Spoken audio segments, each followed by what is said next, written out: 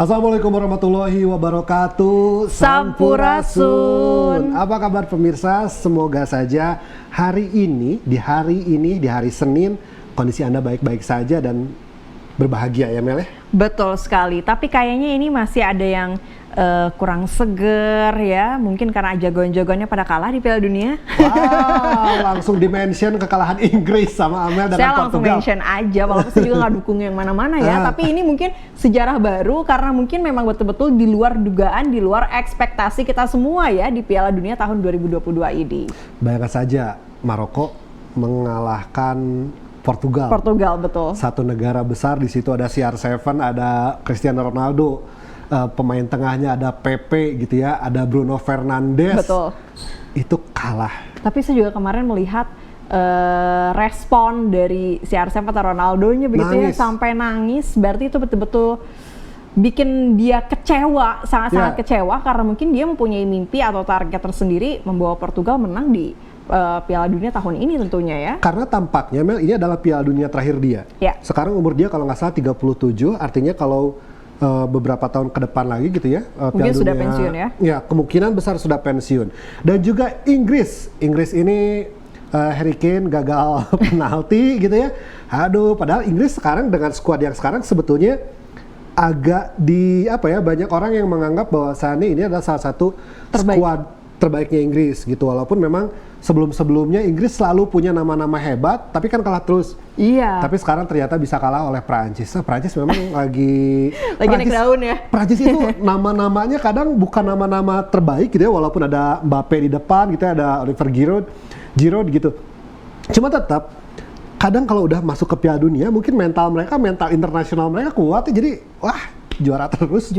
Tapi ini saya menariknya kalau netizen di Indonesia khususnya di Twitter ini sampai mengaitkan dengan apakah di Piala Dunia juga ada sistem permainan judi bolanya gitu.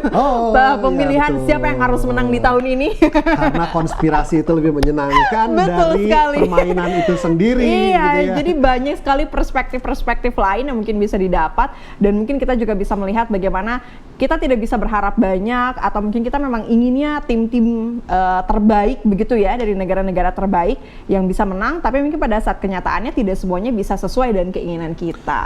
Betul sekali, dan jika mungkin ada yang gagal di Piala Dunia timnya dan bikin murung, kita juga sebetulnya disebut senang, disebut murung juga murung ya, karena Axelsen mengalahkan Ginting gitu ya. Iya, saya nonton Axelsen itu sehari sebelumnya Mel, rubber set lawan siapa lupa lagi, saya atlet dari Jepang. Menariknya pertandingan itu adalah atlet dari Jepang itu nyaris tidak pernah memberikan bola atas kepada Axelsen. Oke. Jadi bola bawah terus dan bola datar. Dan akhirnya bisa merebut set pertama dan juga berjuang di set kedua, walaupun di set ketiga kalah. Tapi Ginting kemarin kalah.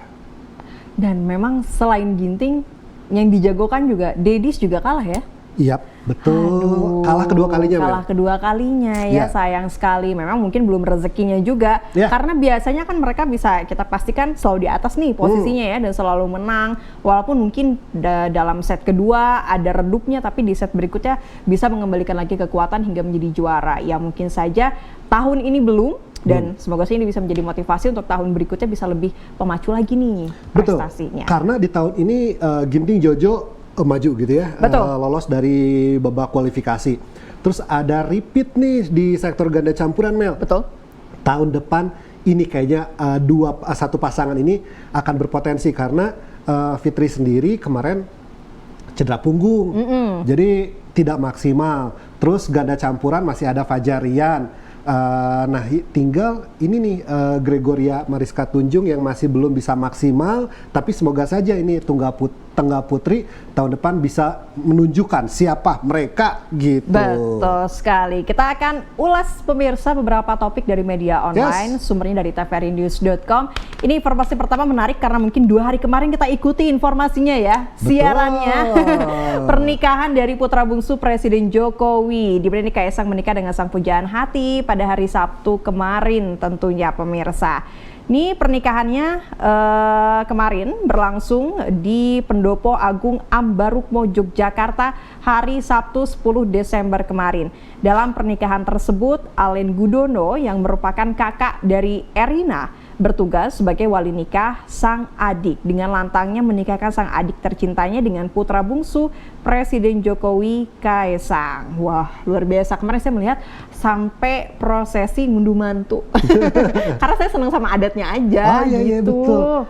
Adatnya tampaknya, karena saya bukan orang Jawa yang tahu adat, tapi tampaknya urutan prosesi adatnya memang dilakukan gitu. Betul. Jadi ini jadi pengetahuan. Jika biasanya mungkin pernikahan artis lain hanya hahaha hura-hura, ini pernikahan kemarin memberikan informasi proses adat gitu ya, Mel ya. Jadi saat ini saat berlangsungnya pernikahan, Kaesang menikahi Erina dengan mas kawin seperangkat alat sholat logam mulia 10,12 12, 20 dan 22 gram serta uang 300.000. Tuh, ini berarti anak presiden ya. Gramnya pun disesuaikan dengan hari berlangsungnya akad nikah. Iya, betul. Lalu dengan raut wajah yang sangat bahagia, putra bungsu Presiden Joko Widodo itu tampak sumringah setelah melakukan ijab kabul. Usai melakukan akad nikah, Kaesang dan istri tercinta Erina akan gelar kirab dan tasyakuran yang akan dilaksanakan di Solo, Jawa Tengah hari Minggu kemarin. Berarti ya. Betul sekali. Saya melihat kemarin prosesnya walaupun tidak sehari full saya melihat ya, tapi saya melihat beberapa rangkaiannya saja. Pakaiannya aja sampai ganti beberapa kali. Bahkan dari paesnya, sanggulnya, kemudian motif kebayanya, semuanya saya suka karena betul-betul sesuai dengan adat Jawa nih, Tegar. Ya, kalau misalkan kita mungkin biasanya pernikahan masyarakat gitu ya, maksimal mungkin 2 gitu ya. Iya, biasanya sampai berkali-kali. Ini sampai berkali-kali karena putra presiden, pemirsa ya. Jangan disamakan dengan kita rakyat jelata. Capek juga kalau ganti 10 kali ya. Selanjutnya BMKG menyatakan pemirsa bahwasannya baru terpetakan gempa Cianjur ternyata akibat patahan Cugenang aktif. Badan Meteorologi, Klimatologi, dan Geofisika BMKG menyatakan gempa bumi 5,6 magnitudo yang mengguncang wilayah Cianjur diakibatkan oleh patahan Cugenang aktif yang baru terpetakan. Kepala BMKG Dwi Korita Karnawati pada wartawan menyampaikan bahwasannya ada patahan yang baru teridentifikasi. Karena patahan ini melintasi Kecamatan Cugenang, maka ditetapkan sebagai patahan Cugenang. Ya, patahan aktif Cugenang tersebut lanjutnya terbentang sepanjang 9 km yang mengarah ke barat laut Tenggara dan melintasi 9 desa di 2 kecamatan. Panjang patahan ini sekitar 9 km dengan radius berbahaya kiri kanannya 300 hingga 500 meter. Lalu ke-9 desa yang dilintasi garis panahan ini diantaranya adalah Cugenang, dilintasi garis patahan Cugenang yaitu Desa Ciherang, Ciputri, Ciberem, Nyalindung, Mangunkerta, Sarampat, Cibulakan, dan Desa Benjot di Kecamatan Cugenang. Selain itu juga ada satu desa lainnya di ujung patahan yakni Desa Nagrak, Kecamatan Cianjur. Dwi Korita menjelaskan juga pemirsa bahwasannya berdasarkan hasil survei lapangan, zona berbahaya yang direkomendasikan untuk direlokasi mencapai 8,09 km persegi dengan total kurang lebih 1.800 rumah tinggal katanya Mel.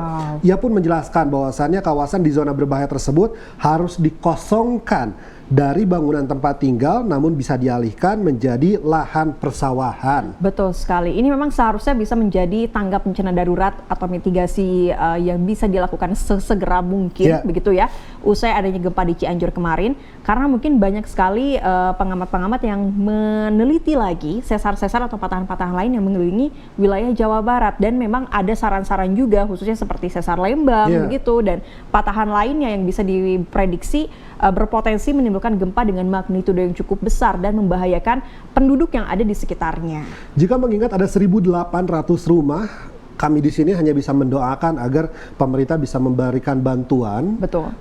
Tanahnya mungkin dipindahkan, untuk bangunannya mungkin dikasih uang gitu untuk membangun rumahnya, Mel.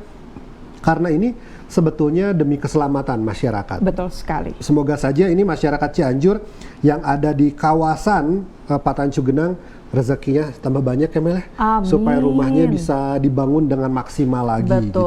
Konstruksinya bisa tahan gempa, tentunya aman dari gempa. Dan informasi berikutnya pemirsa, ini Mendagri Tito resmikan Papua Barat Daya jadi provinsi baru. Menteri Dalam Negeri Muhammad Tito Karnavian meresmikan daerah Papua Barat Daya sebagai provinsi baru di tanah air.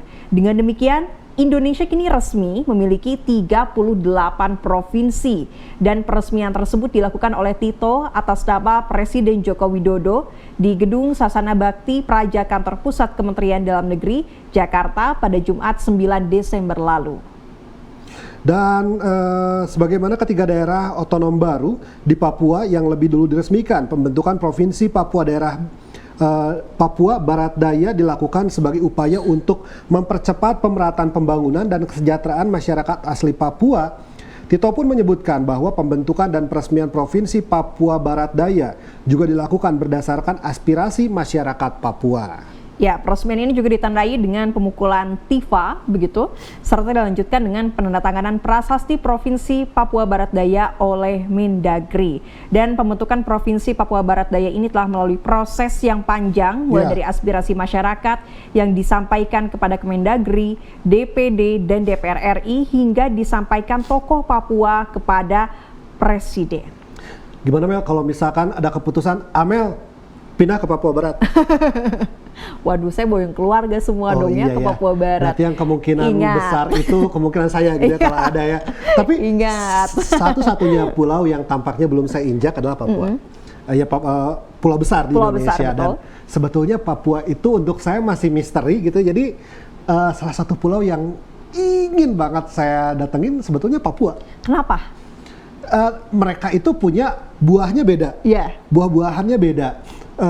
Terus dari segi topologi tanaman banyak yang berbeda ya. Jadi untuk saya datang ke sana adalah kayak yang tempat baru aja gitu. Iya, kita bisa eksplorasi lagi beberapa hal yang mungkin tidak kita temukan di wilayah kita sendiri atau mungkin di beberapa wilayah lainnya selain di Papua. Begitu.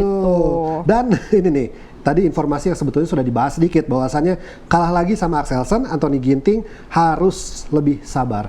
Jadi memang sulit ya mengalahkan Axelsen bahwa pecinta bulu tangkis saja menganggap Axelsen bukan manusia.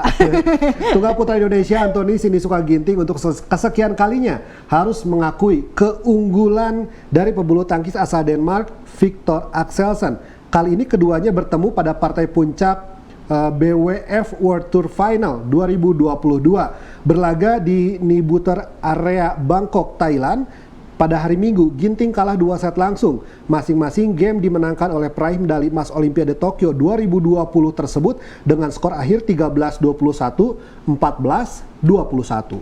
Ya, dan dalam dunia permainannya sendiri, ia merasa performa saat berlaga di turnamen akhir tahun BWF ini sudah cukup memuaskan. Dan menurutnya, capaian di BWF World Tour Finals ini sesuai dengan ekspektasi dan sesuai pula dengan apa yang ia sudah persiapkan. Peraih medali perunggu Olimpiade Tokyo 2020 ini mencoba untuk menerapkan permainan rally seperti yang diterapkan Pranoy Hasena Sunil Kumar dari India dan juga Kodal Naraoka dari Jepang yang ia lakukan saat melawan Axelsen. Tapi saya tidak berjalan dengan baik. Jadi memang setiap karakteristik pemain tentu akan berbeda pula ya, walaupun menggunakan strategi yang sama. Nah, waktu lawan Kodai Naraoka ini sebetulnya tampaknya Axelsen tidak maksimal dan dimanfaatkan oleh Kodai, namun setidak maksimalnya Axelsen tetap aja dia menang ya. Saya heran deh. Mungkin saya nanti bisa berguru sama dia ya. Siapa tahu kita bisa masuk lah. Ya, jadi ada atlet dari TVRI Jawa Barat yang akan dikirimkan ke World Tour gitu ya. Pelatihnya Axelsen. Wow, luar biasa. Ini nih, ada olahraga yang memang Indonesia adalah salah satu negara yang aktif mengirimkan kontingennya ya. Kontingennya dengan kualitas yang sangat luar biasa. Ini di mana ada dua lifter Indonesia yang raih gelar juara dunia angkat besi 2022, pemirsa. Atlet angkat besi Indonesia kembali mencatatkan prestasi membanggakan di kancah internasional, di mana ada dua lifter kebanggaan tanah air, Rizky Juniansyah dan Rahmat Erwin Abdullah, yang menyabet gelar juara dunia di kelas 73 kg putra pada kejuaraan dunia angkat besi 2022. Ini berlaga di Bogota, Kolombia, Sabtu 11 Desember kemarin waktu setempat. Keduanya tergabung dalam grup yang berat karena harus bersaing dengan lifter kelas dunia dari Cina, Bulgaria, dan juga Kazakhstan. Wow. Rahmat Erwin Abdullah di grup B berhasil meraih 2 emas di angkatan clean and jerk dan total angkatan. Pada angkatan clean and jerk, Rahmat mempertajam rekor dunia menjadi 200 kg. Awalnya rekor tersebut 198 kg atas nama lifter Cina Xi Ziyong yang diraih pada kejuaraan dunia angkat besi di Tianjin, Cina tahun 2019. Ia menjadi lifter pertama yang mampu memecahkan rekor dunia yang bertahan selama 4 tahun itu. Sedangkan pada angkatan snatch, Rahmat meraih angkatan 152 kg. Emas kedua bagi Rahmat dipersembahkan di kategori total angkatan seberat 352 kg. Wow. Wah, luar biasa. Ini kebayang kalau Tegar yang ikut ya. Wah, ini lihat pahanya aja lihat segede gitu ya. Dan ini beberapa informasi yang saya terima, Mel, bahwasannya memang ini sudah dipersiapkan sejak lama. Betul. Bahkan ada beberapa video yang mempertunjukkan atlet kita ini sudah terbiasa mengangkat 200 kg. Iya, memang latihannya juga sudah dimaksimalkan seperti pada saat kejuaraan dunia, begitu. Jadi mereka sudah terbiasa pada saat di kejuaraan nanti. Nah, itulah tadi beberapa topik dari media online tvrinews.com pemirsa, dan nanti usai jeda kita akan berbincang terkait wacana suntik mati kereta api Argo Parahyangan demi kereta cepat. Seperti apa wacananya? Nanti kita akan ulas usai jeda, tetap di Sampurasun.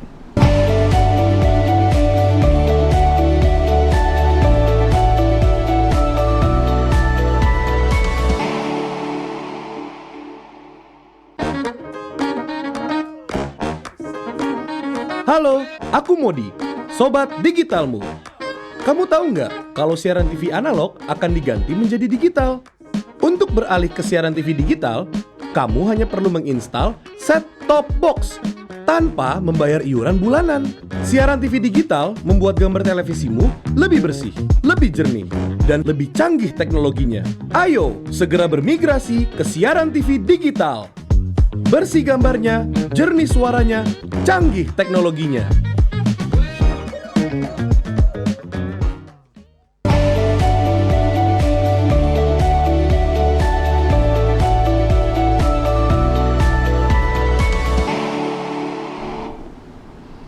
Terima kasih pemirsa, Anda masih menyaksikan Sampurasun. Kita sudah terhubung bersama Bapak Sony Sulaksana Wibowo sebagai dosen Teknik Sipil ITB dan juga Ketua MTI Jawa Barat. Assalamualaikum warahmatullahi wabarakatuh. Sampurasun.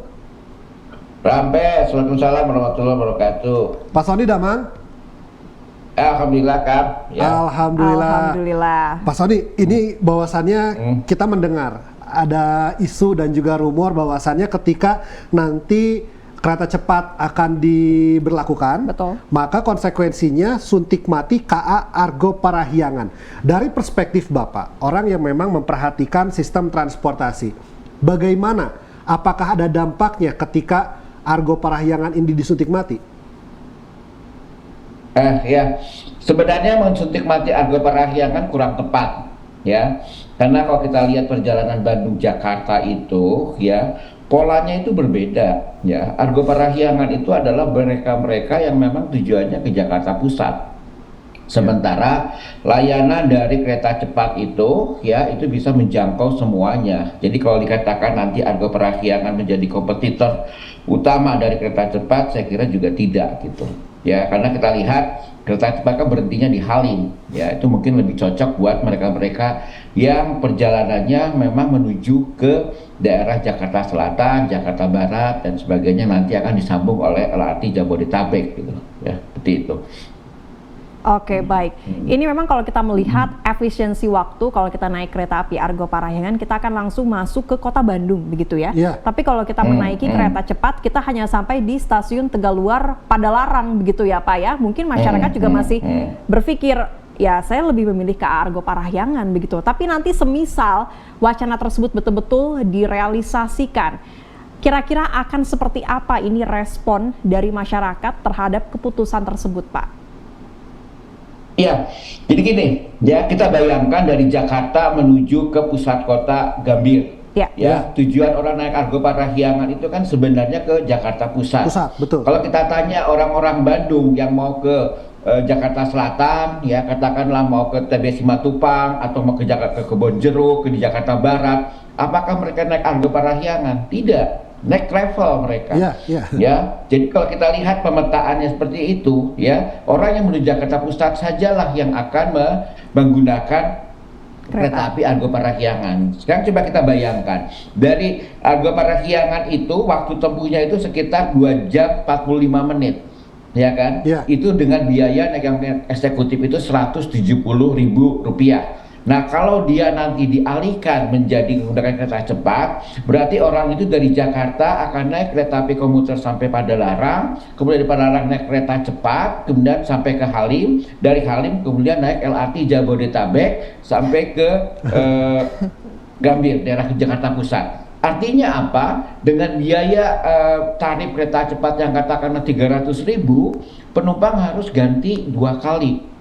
Memang lebih cepat ya, tapi kalau dihitung-hitung secara total ya dari Bandung, stasiun Bandung ke Gambir itu sekitar 2 jam 45 menit, dari Bandung lewat Padalarang, kemudian Halim, kemudian LRT Jabodetabek sampai ke arah daerah Jakarta Pusat, itu mungkin totalnya sekitar 1,5 jam.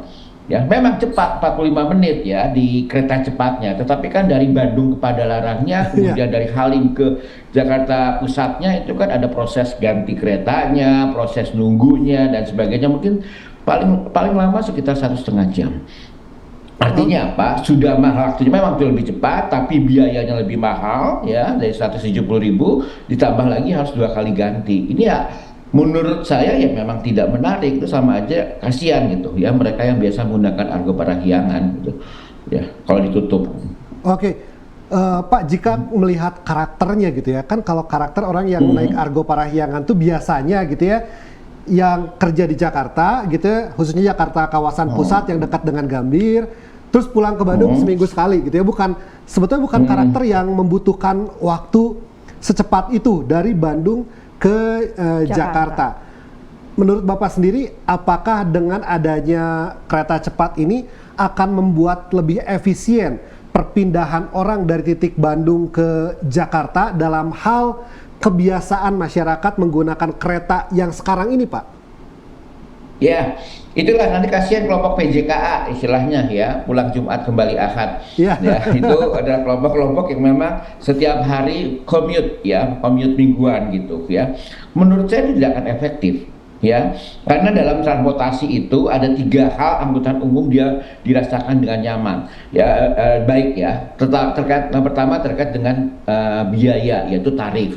Yang kedua terkait dengan waktu, dan yang ketiga adalah terkait dengan kemudahan. Ya, jadi kemudahan atau bukan kenyamanan tapi kemudahan ini termasuk dari berapa kali dia transfer.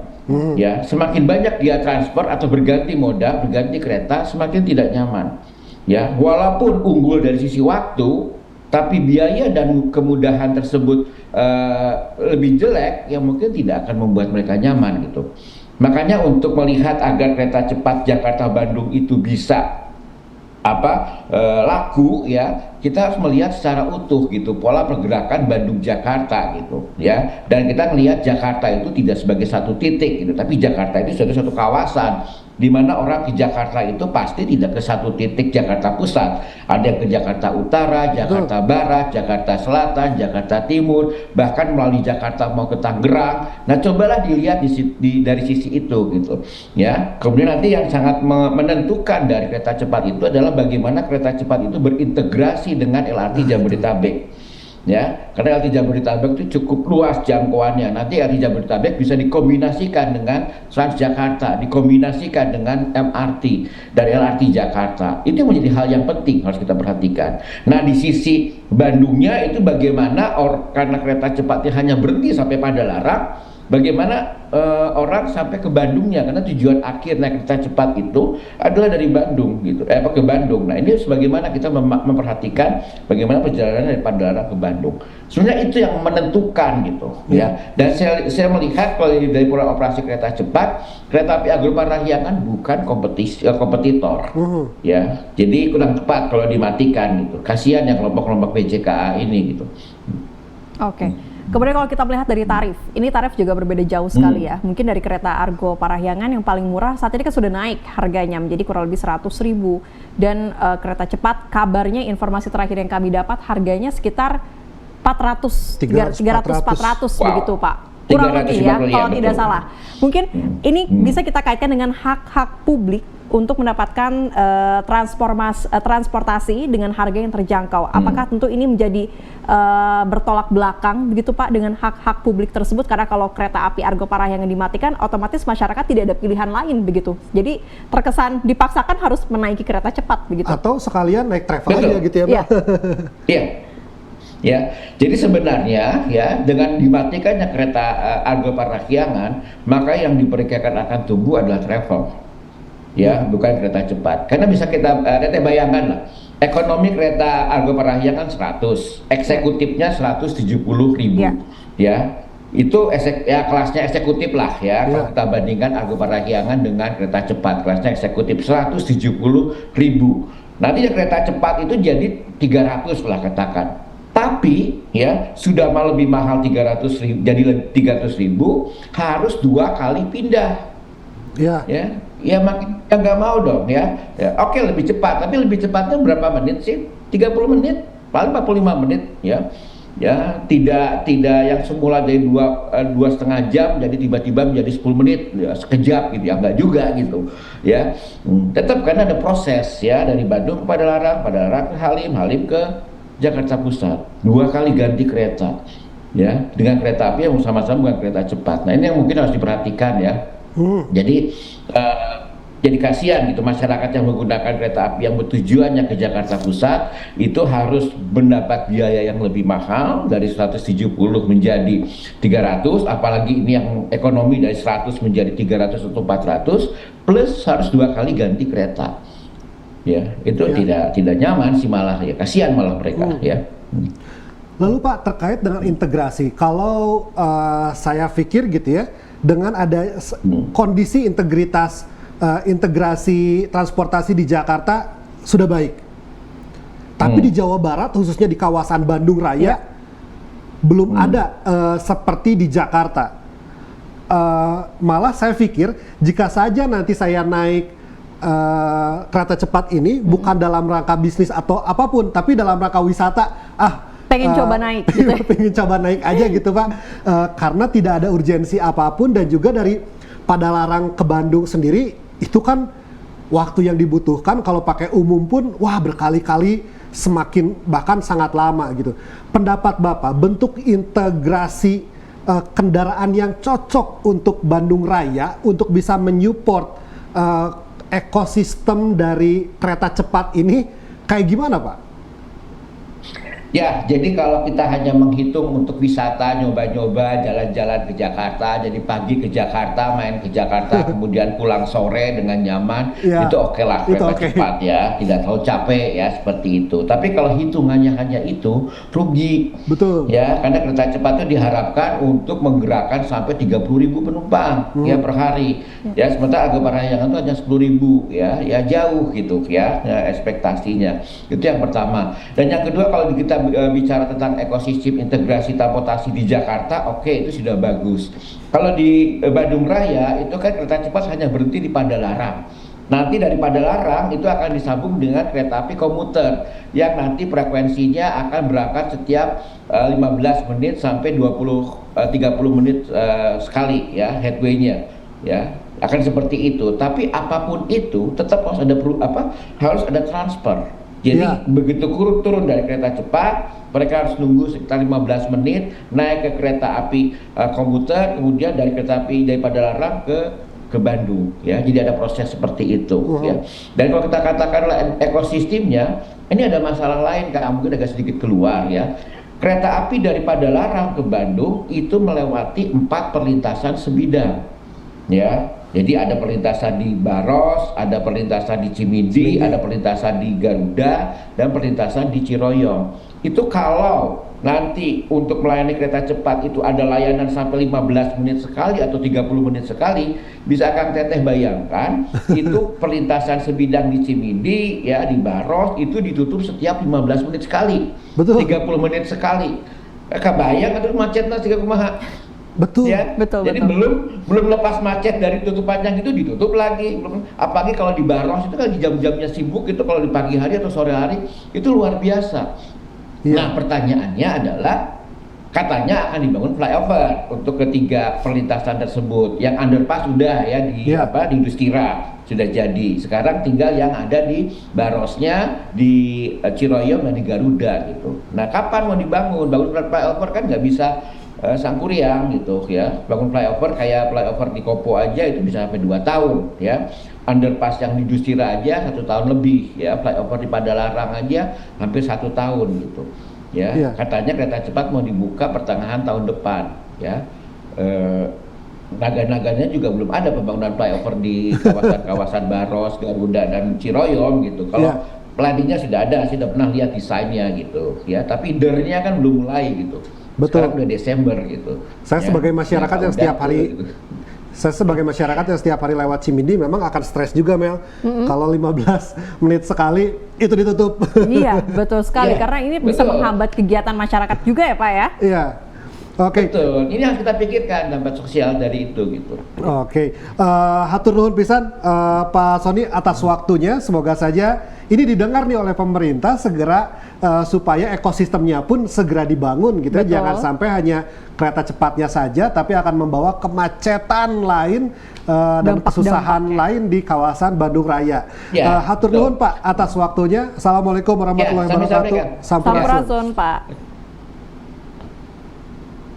Iya betul sekali, karena kita tidak hanya fokus pada mungkin pembangunan atau mungkin pada saat waktu kita menempuh perjalanannya saja, tapi dampak-dampak lainnya seperti tadi mungkin kalau misalkan masyarakat yang tidak perlu banget naik kereta cepat atau mungkin aksesnya jauh dari kereta cepat, ini seperti apa kan mungkin bisa menambah lagi mobilisasi mereka nantinya pada saat melakukan kegiatan sehari-hari. Bandung Raya sekarang tidak punya kendaraan atau transportasi terintegrasi yang murah. Betul. Gitu ya.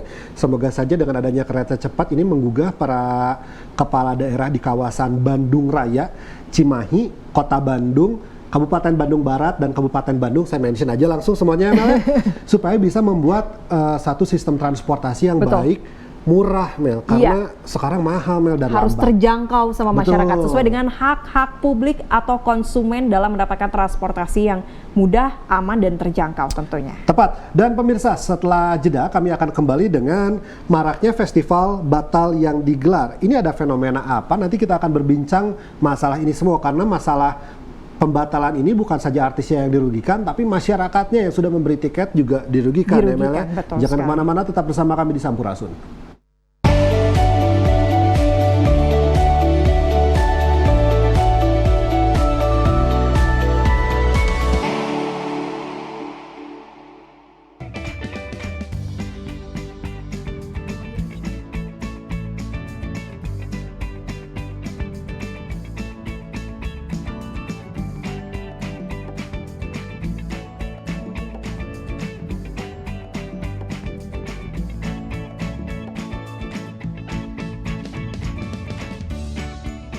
Gimana? Bersih dan jernih kan siarannya? Jangan khawatir, semua ini gratis. Tidak perlu beli kuota internet dan nggak perlu biaya berlangganan. Bagi kamu yang masih menggunakan TV analog, cukup dengan satu langkah mudah. Untuk televisi yang sudah siap digital, cukup scan ulang siaran TV kamu untuk menangkap siaran TV digital. Banyak pilihan programnya, bersih gambarnya, jernih suaranya, dan canggih teknologinya. Ayo, kita beralih ke siaran televisi digital.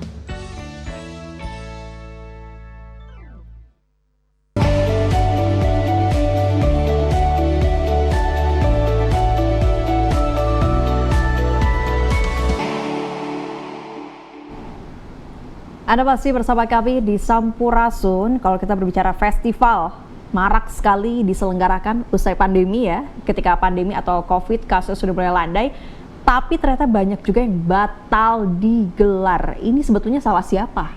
Iya, karena biasanya di Kota Bandung sendiri sebelum COVID-19 setidaknya anak-anak SMA juga bikin ya Mel ya. Iya, pensi. Cuman sekarang ada acara-acara yang tampaknya besar dan gagal gitu. Ya, kita akan tanyakan lebih lanjut ini kepada Kang Rizky Parada sebagai founder dari Kaum yang juga mungkin bisa tahu juga nih fenomena apa sebetulnya di balik maraknya festival yang batal digelar akhir-akhir ini. Kita akan sapa terlebih dahulu. Selamat siang Sampurasun, Kang Rizky. Siang, halo. Halo Kang Rizky. Apa kabar Kang? Halo. Ya, sip, kedengar. Alhamdulillah baik. Alhamdulillah. Oke, alhamdulillah. Kang Rizky, kalau melihat geliat festival yang mulai kembali diselenggarakan pasca pandemi, seperti apa sih saat ini pertumbuhan festival-festival atau perkembangannya di pasca pandemi? Pertumbuhannya sangat marak dikarenakan mungkin ada unsur templating ya di sini, di mana ada satu yang bikin festival, lalu yang lainnya ikut-ikutan. Sebenarnya lebih seperti itu sih, dan kadang mungkin ada beberapa juga yang sebenarnya belum capable untuk membentuk sebuah festival, tapi mereka sudah berani untuk bikin sebuah festival ya yang skalanya besar. Mungkin lebih ke seperti itu sih. Kalau yang saya lihat ya dari yang fenomena yang sekarang sedang banyak terjadi. Oke. Kayaknya sih seperti itu. Kang, kalau di Bandung kan sebelum pandemi aja ya, di luar festival besar, kayak misalkan Hellprint misalkan, itu kan besar ya, Geekfest itu besar. Ada juga nih anak-anak SMA gitu ya, anak-anak SMA yang bikin pensi-pensinya gitu. Nah, kalau kita ngelihat kan festival besar biasanya kita tahu yang bikinnya siapa. Kalau sekarang gimana Kang, bisa diceritakan sampai sebetulnya udah banyak orang yang beli tiket tapi malah gagal gitu?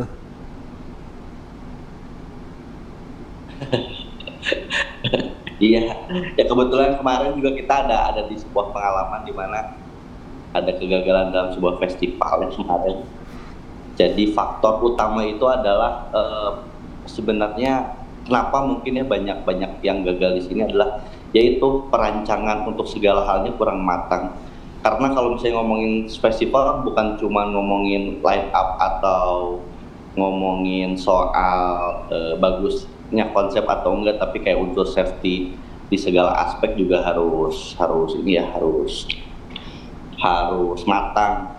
Itu tuh unsur safety itu kayak ya semua harus nyaman, dari mulai penonton, panitia, talent, baik semua orang yang berkecimpung di dalamnya. Kalau saya lihat sih dari kemarin mungkin karena makin banyaknya orang-orang yang ikut-ikutan untuk bikin festival, beberapa faktor penting itu nggak diutamakan. Jadinya mungkin banyak terjadi kegagalan di situ. Tapi saya juga salut sih ke beberapa SMA gitu ya, yang maksud waktu mereka masih muda, tapi malah mereka lebih berhasil bikin sebuah festival nih. Nah Kang, tadi di-mention sama Kang faktor-faktor penting. Tadi di-mention faktor-faktor penting yang dilupakan gitu ya, atau lengah mereka. Faktor penting apa aja Kang yang biasanya bisa menyukseskan atau bahkan menggagalkan suatu festival? Faktor penting mungkin ya tadi ya, kenyamanan semua orang yang terlibat, baik penonton, talent maupun panitia. Jadi kalau dibilangin berarti kalau secara dasar sih dari perancangan dulu, yang pasti kan soal RAB ya. RAB juga harus tepat dan lain-lain, dan kayaknya untuk bikin sebuah festival besar itu kita harus merancang RAB kayak ngerancang RAB membangun sebuah rumah ya, harus siap 2 kali lipat atau 3 kali lipat. Jadi ketika ada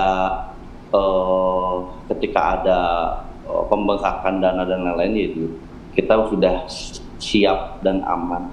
Terus faktor lainnya adalah mungkin soal safety ya. Safety itu bukan cuma soal keamanan atau perizinan, tapi lebih ke gimana sih si acara ini tuh bisa terlaksana dengan aman, misalkan secara produksi ataupun secara layouting area, secara akses untuk evakuasi dan lain-lain. Mungkin kadang itu yang malah tidak terlalu dihiraukan ya sama beberapa orang-orang yang bikin festival pada akhirnya gagal. Kalau dari pendapat saya sih seperti itu, karena mungkin kemarin saya ada sekali ya bersinggungan dengan sebuah event.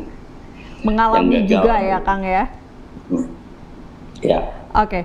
Nah, ini juga marak kalau di media sosial saya lihat banyak sekali festival-festival atau konser-konser musik yang mungkin menampilkan line up-nya itu masih blur fotonya, atau mungkin bahkan baru sekitar bayangan-bayangannya aja gitu dari bandnya. Salah satu bandnya disebutkan namanya tapi fotonya belum full. Nah, apakah ini bisa menjadi salah satu ciri atau tanda bahwa sebenarnya festivalnya ini belum tentu bisa dilaksanakan dengan benar? Karena biasanya kan kalau salah satu musisi atau band ditampilkan, itu berarti mereka sudah pasti akan tampil di festival tersebut. Nah, kira-kira bagaimana nih, Kang? Kalau soal menyoal visual sih biasanya itu tergantung brandingan si festival tersebut, apakah mungkin ada yang dinamakan ya udah mereka baru announce pastinya itu berapa hari. Jadi kalau soal fotonya di blur atau apa mungkin itu salah satu strategi branding mereka sih, tergantung. Oke, jadi bukan merupakan ciri atau tanda yang bisa kita waspadai ya kalau festival ini, wah kayaknya nih festivalnya belum tentu jadi bener nih gitu. Oke. Nah, Kang, tentang festival gitu ya, kita lihat aja di Jawa Barat atau Kota Bandung sebagai salah satu provinsi yang Kota Bandung sebagai salah satu kota yang ketika ingin mencalonkan, ada orang yang ingin mencalonkan menjadi wali kota biasanya bilang Bandung kota musik gitu ya. Padahal kan kita tahu bahwasanya di Bandung tidak ada tempat pagelaran yang baik gitu ya, Kang ya. Untuk Akang sendiri sebetulnya karakteristik tempat yang cocok untuk dibuat festival itu kayak gimana sih, Kang? Tempat yang bisa dipilih gitu. Karena apalagi nih untuk anak-anak SMA yang di sekolahnya nggak punya lapangan, ini menjadi penting untuk memilih venue. Ya.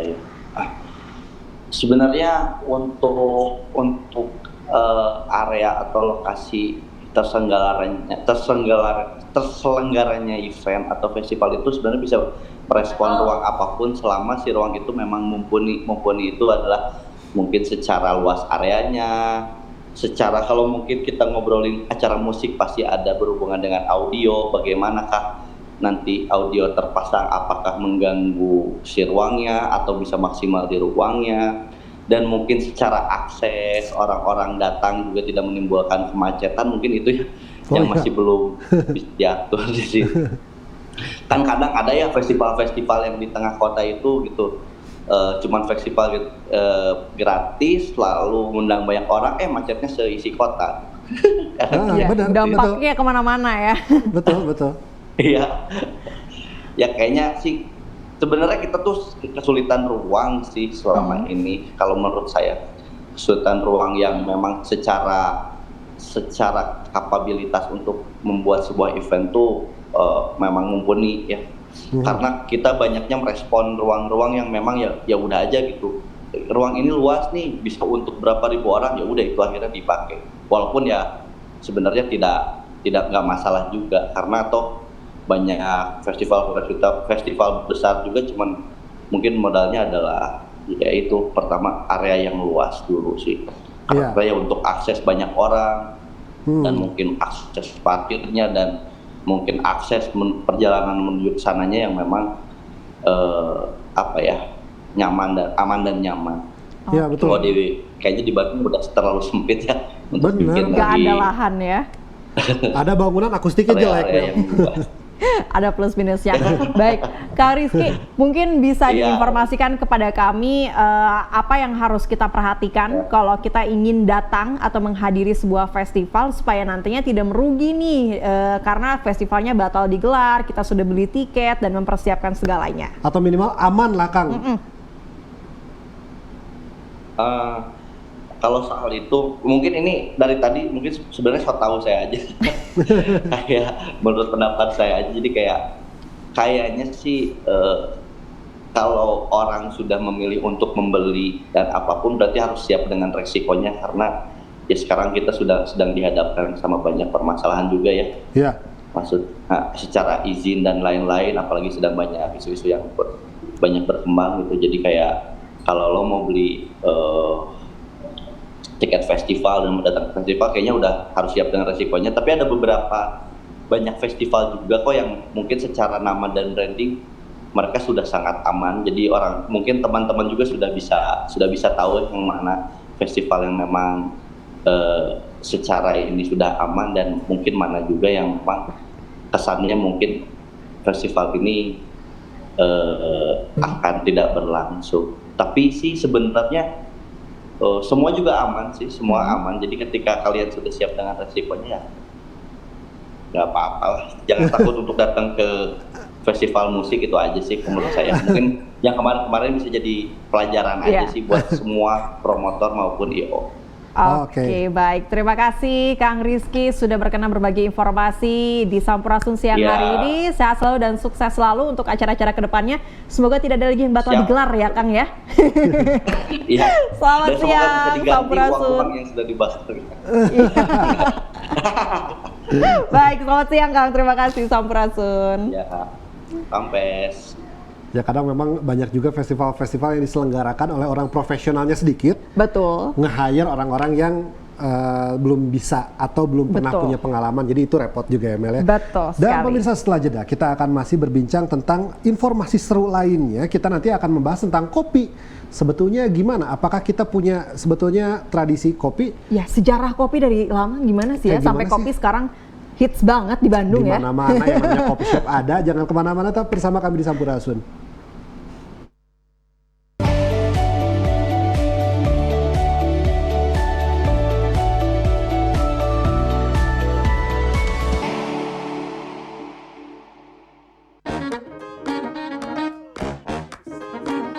Halo, aku Modi, Sobat Digitalmu. Kamu tahu nggak kalau siaran TV analog akan diganti menjadi digital? Untuk beralih ke siaran TV digital, kamu hanya perlu menginstal set-top box tanpa membayar iuran bulanan.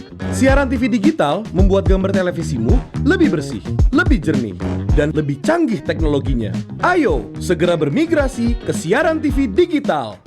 Bersih gambarnya, jernih suaranya, canggih teknologinya.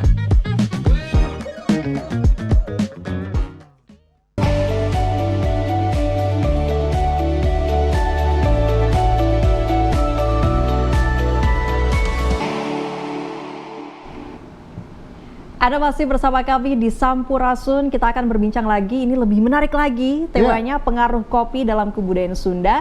Bersama narasumber kita sudah terhubung di line Zoom, Kang Atep Kurnia sebagai penulis. Selamat siang Sampurasun, Kang Atep. Selamat siang, Rampes. Kumaha damang, Kang? Alhamdulillah, Pangesto. Kumaha sawalerna? Alhamdulillah, damang sami Kang.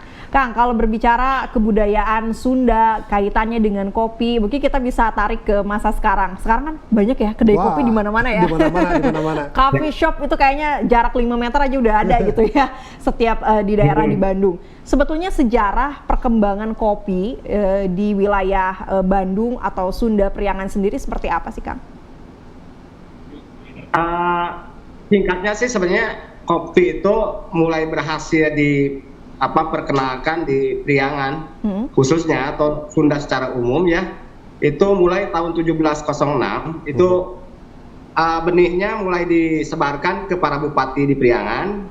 Kemudian beberapa tahun kemudian tahun 1712 itu baru Bupati Cianjur yang menyetorkan hasil kopinya ke POC. Waktu itu yang minta membudidayakan kopi itu POC ya, Komisi Dagang Hindia Timur dari Belanda.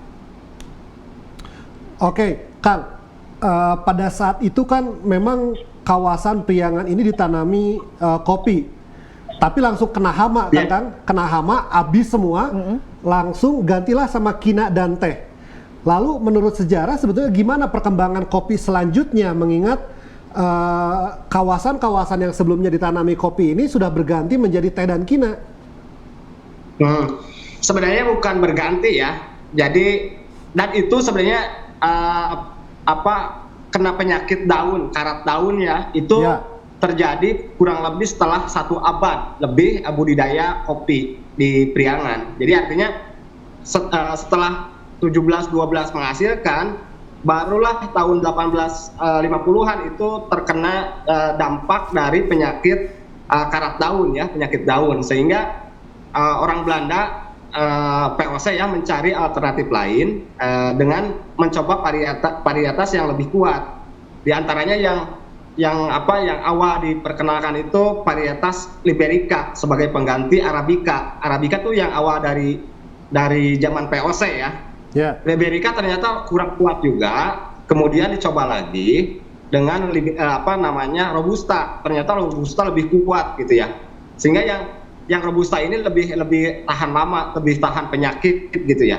Nah, tetapi pada saat yang hampir bersamaan, sebenarnya di abad 19 itu pertengahan, itu sudah mulai juga diperkenalkan dan diwajibkan menanam teh dan kina gitu ya. Jadi artinya bukan mengganti sebenarnya, tapi itu beriringan. Kopi yang awal, tetapi kemudian ada kebijakan menanam teh dan kina. Kalau misalnya kopi itu kan awalnya oleh pemerintah POC atau kolonia ya, tetapi kemudian diserahkan ke pihak swasta, para tuan kebun swasta. Tetapi kalau kina itu lebih banyak dimiliki oleh pemerintah kolonia, meskipun pada akhirnya juga diserahkan kepada pengusaha swasta waktu itu. Oke. Melihat dari sejarahnya yang begitu panjang dan mempunyai peran juga dalam kebudayaan Sunda begitu ya umumnya, bagaimana Kang ini pengaruh dari kopi sendiri pada saat awal ada di tanah Priangan atau tanah Sunda begitu hingga mungkin sekarang kebudayaan apa yang mungkin dipengaruhi oleh adanya kopi begitu? Sampai membudaya itu kopi seperti apa Kang? Iya, makasih. Sebenarnya kopi itu budidaya kopi itu bisa dikatakan mengubah cara pandang hidup orang Sunda terhadap dunia ini gitu ya. Wow. Adalah satu hal yang sangat penting dan sangat mendasar, saya kira itu mengubah kebiasaan orang Sunda untuk bermukim ya. Jadi mengubah yang tadinya orang Sunda itu hidupnya itu berpindah-pindah, berladang itu kan pola pertaniannya, tetapi dengan adanya sistem tanam paksa kopi, mereka dipaksa untuk diam di sebuah tempat dan diawasi gitu ya, baik oleh pemerintah Bumi Putra sendiri atau pribumi sendiri maupun oleh orang Belanda. Inilah yang saya pikir sangat signifikan pengaruh dari budidaya kopi ini. Kemudian misalnya yang kedua, pengaruh kopi terhadap orang Sunda untuk orang Sunda sendiri, sehingga sejak awal abad 19 dalam khazanah bahasa Sunda kita kenal istilah ngopi yang dalam penelusuran oleh Andries de Wede tahun 1829 di bukunya. Itu istilah ngopi sudah ada. Kemudian ada istilah kecanduan kopi gitu ya, dalam bahasa Sunda wure kopi. Jadi karena kebiasaan jadi kebiasaan, kemudian ada kecanduan. Kemudian ada juga pengaruh lain ke dalam kebudayaan Sunda, misalnya orang Sunda dulu memberi warna tertentu itu dengan istilah warna kopi, atau ada juga istilah kopi tutung untuk warna hitam tapi agak kecoklatan. Kemudian misalnya dari sisi toponimi juga kopi mempengaruhi orang Sunda untuk memberi nama tempat gitu ya. Sehingga kita kenal ada tempat namanya Babakan Kopi, kemudian ada gudang kopi, ada kebun kopi gitu ya. Terus dari sisi yang lain misalnya dari sisi simbolis itu bagian dari ritual sasajen gitu ya. Ada kopi pahit, ada kopi manis gitu kan sebagai syarat-syarat sajen gitu ya. Itu di antaranya yang pengaruh kopi terhadap kebudayaan Sunda atau terhadap orang Sunda gitu. Nah Kang, sebetulnya kondisi apa yang menyebabkan bahwasannya kalau orang Sunda ngopi itu tanpa kopi, ya kan? Kadang kita ngopi nggak perlu ada kopi gitu ya, ngopi jadi sebagai cemil-cemilan dengan teman-teman misalkan. Apakah ada kondisi di mana ketika ngopi itu masyarakat Sunda dulu tidak mampu untuk beli kopi atau hanya bisa melihat orang-orang Belanda yang ngopi gitu, jadi mereka ikut-ikutan doang gitu, main-mainan, kayak gimana sih Kang? Ini menarik sebenarnya. Orang Sunda memang pada awalnya tidak mengkonsumsi konsumsi kopi yang mereka tanam dalam pengertian mengambil dari buahnya ya, di pohon yang ada di pungut yang sudah jatuh, setelah dimakan atau dimamah oleh hewan luwak sejenis tupai, namanya kekes, sehingga dikenal kebiasaan istilahnya itu dikenal sebagai kopi kekes luwak ya, sehingga dikenal sebagai kopi luwak atau kopi careuh dalam bahasa Sunda. Ya. Makanya kebiasaan orang Sunda awal itu untuk ngopi itu kopinya kopi tubruk gitu ya. Ini digambarkan salah satunya oleh Andries Diwede tahun 1829 di bukunya. Jadi mereka cita rasa kemudian pilihan ngopi orang Sunda itu sangat kasar gitu ya, tidak bergaya gitu dalam pandangan orang Belanda waktu itu, sehingga mungkin lama kelamaan ya gitu dari kebiasaan itu muncullah istilah ngopi yang sebenarnya tidak berkaitan dengan kopi itu sendiri ya, bisa dengan makanan, cemilan gitu, sehingga dikenal istilah opieun.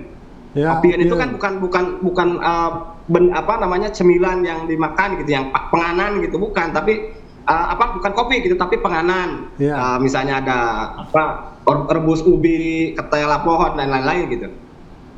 Ya, cemilan itu barangkali Sunda yang begitu menjadi ya. Ini karena begitu kuatnya pengaruh kopi terhadap kebudayaan Sunda. Oke. Kemudian Kang, kalau misalkan kami dari masyarakat masih ingin mencari tahu sejarah perkembangan kopi, begitu awal mula kopi di wilayah Sunda dan perkembangannya hingga saat ini, bisa mencari informasi di mana nih Kang? Untuk pustaka ya maksudnya, atau data-data terkait dengan perkebunan kopi. Informasi saja Kang, untuk Kang, memperkaya wawasan tentang kopi. Kira-kira ada nggak Kang saran-saran bacaan atau gimana gitu Kang untuk memperluas bacaan tentang kopi di kawasan Jawa Barat gitu?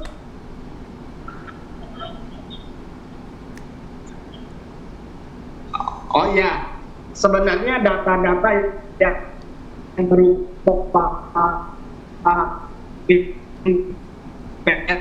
inventarisasi sih sebenarnya Barat di Jalan Surapati terbitan ya, yang hasil kerjasama dengan Dinas Perkebunan Jawa Barat. Ada juga yang berkaitan dengan sejarah perkebunan kopi di Tanah Sunda, termasuk salah satu buku saya yang judulnya Kopi dalam Kebudayaan Sunda. Ini juga salah satu kerjasama antara saya dengan Dinas Perkebunan Provinsi Jawa Barat. Oke, baik. Jadi bisa kita lihat mungkin datanya di Dinas Perkebunan Jawa Barat ya, yang ada di Jalan Surapati tadi, untuk bisa menambah wawasan kita nih tentang perkembangan kopi dari awal mula hingga saat ini tentunya. Dan juga buku Kopi dalam Kebudayaan Sunda ya, yang akan tulis ya Kang ya. Oke, jadi untuk masyarakat Sampurasun nih yang ingin lebih tahu lagi tentang kopi di kawasan Sunda dan juga pengaruhnya, bisa langsung baca bukunya Akang ya Kang ya. Hatur nuhun pisan Kang atas waktunya. Terima kasih. Sampurasun.